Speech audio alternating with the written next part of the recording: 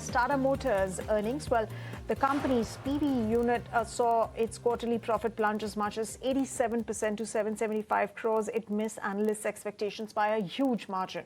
Meanwhile, the top line of the company saw a growth of 9% to about 95,800 crores as compared to last year, which is largely in line with what the street was penciling in. First quarter EBITDA of the company, well, that fell about 17% to 6,326 crores, and this amidst elevated commodity prices and currency pressures. My colleague Avi is here with more details of the company's earnings. So, of course, Avi, the company's quarterly profit, particularly the PV division, saw its profits plunge as much as 87%. What really drove that, and give us the other highlights of the earnings? Tata Motors PV has come out with its Q1 FY27 numbers, and they're a mixed bag, wherein the revenues are in line with our estimates, just 3% above what we were estimating at 95,799 crore rupees. The EBITDA has come in at 6326 crore rupees, almost in line with our estimate. However, the PAT is a number that is a big miss, both when compared to the estimates and on a YOY basis, coming in at just 775 crore rupees. The margins were a surprise for all of us, as JLR margins are way better than what we were estimating, coming in at 8.1% for JLR versus expectation of 5.4%. While for standalone PV business, the margins were below estimate, coming in at 4.3% versus expectation of 6.4%.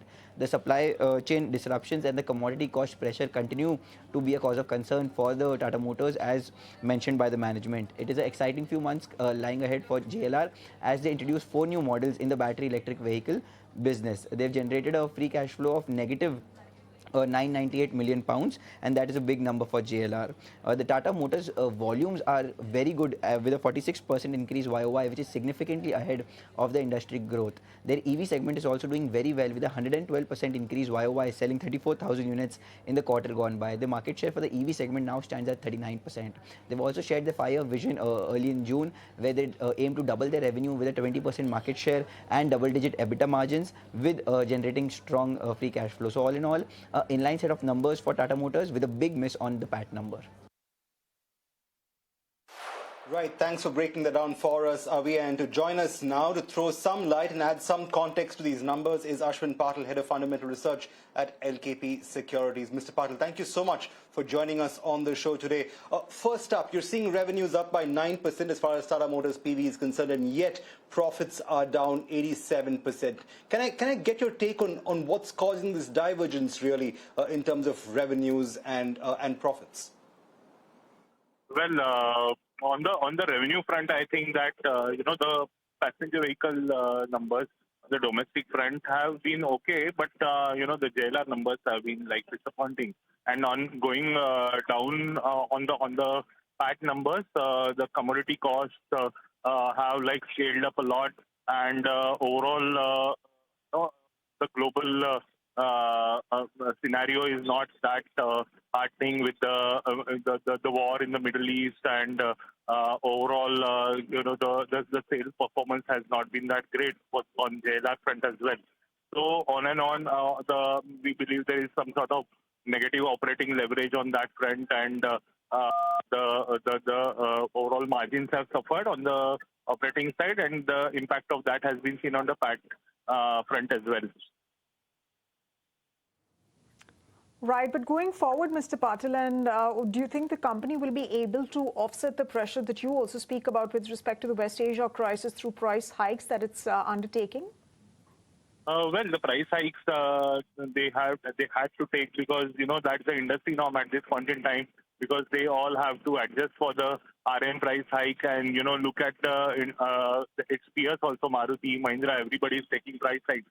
So that is one thing that can somewhat offset the rising commodity pressure. But on the top line front, on the sales front also, they have to post better performance. On the EV front also, they are getting a lot of competition. Their market share, which is at one point in time they were the market leader, now it is declining up to a good extent.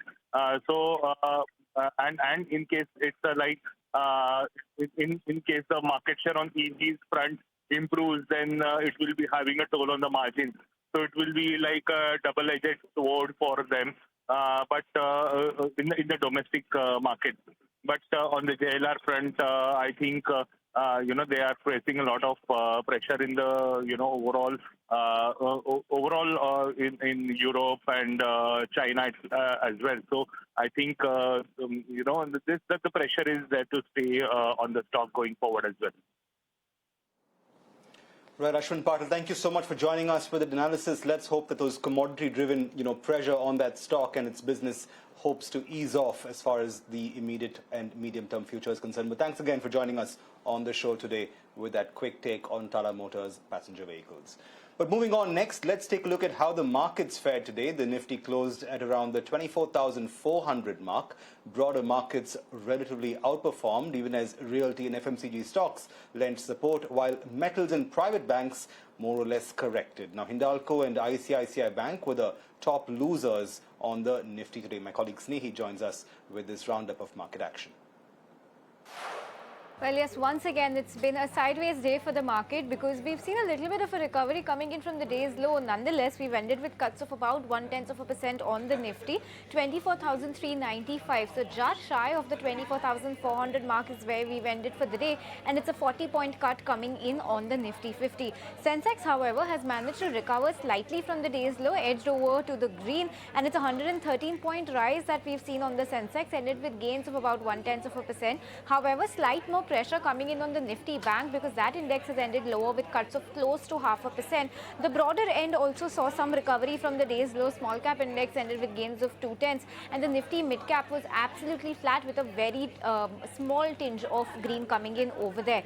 Sectorally too, it was a mixed bag coming in because while you had metals, banks, finance, oil and gas, PSU banks and pharma that were under deep pressure with the biggest cuts coming in on Nifty metal. On the flip side, you had Nifty defense that was the top sectoral gainer on the back of some very strong earnings from solar industries, up 8.5%. Mishra Dhatu did well, 9% uptick over there, followed by Cyan DLM, Paras Defense, Astra Micro. The defense pack was up and buzzing. This was followed by realty, FMCG, IT, media and auto. The reason why Nifty metal was one of the top losers in trade is because the Nalco run-up that we saw in the trade of day of trade on Wednesday on the back of aluminum prices soaring. We saw some sharp correction over there, and that led to the metal index being under pressure. Now from the Nifty 500, it was quite even, Steven, because you did have about 245 stocks in the red and the remaining in the green. There was a big cut of about 5% on Physics Wala, Nalco under pressure along with Page Industries as well as Apar Industries. On the flip side, what did well is Astral, very solid show in Q1, 9% uptick over there. Solar Industries, Netweb Tech, Godavari Power, Sarda Energy, Cyient, Natco, all of them have done well. We saw numbers coming in from Jubilant Foodworks too, absolutely in line, good show over there too, and Lenskart. That stock saw an uptick of about 6 to 7% in the entire day, but then simmered down slightly towards the day's end. And a couple of brokerage upgrades also coming in on good fertilizer, so that also looking good. But other than that, it's largely been a sideways the market because we've ended absolutely flat and just shy of that 24,400 mark on the Nifty. All right, thank you very much, Snehi, for a snapshot on how the markets performed today. And ladies and gentlemen, let's now take a look at one of the biggest stories that we've been tracking here on ET Now. Well, a day after Tata Sons chairman N. Chandrasekaran announced his unwillingness to seek reappointment for a third term as chairman, the Sir Dorabji Tata Trust, that essentially controls 27.9% of holdings in Tata Sons, has accepted the resignation of Mr. Chandra. In fact, the trust has also initiated the process to search for his successor. My colleague Anurag Joshi is joining in with more details. Anurag, you have been tracking the story ever since the board meeting that happened earlier this year. Where do things stand now? Of course, we do know that the Tata Trusts overall, they have accepted Mr. Chandra's letter that was sent to them yesterday. But what happens next, even as the trust has started and initiated their process to search for his successor? The trustees of Sir Dorabji Tata Trust, who met today, passed a resolution to initiate the setting up of a selection panel as soon as possible to recommend the successor to N. Chandrasekaran, who announced his decision yesterday not to seek reappointment when his term comes to an end in February 2027. The panel is being set up in accordance with the Articles of Association of Tata Sons. In terms of the succession planning, right now. The field is wide open, but it's still early days. Whether the Tatas seek an internal candidate or they look externally to find the successor. Internally, right now, in terms of the talent, there are CEOs of the bigger Tata companies, and that includes TV Narendran, who heads Tata Steel, and Praveer Sinha, who is the CEO of Tata Power, and also Saurabh Agarwal, who is the CFO of Tata Sons. But these names are still up in the air since it's still premature, and the panel will have to finally take the decision on the matter.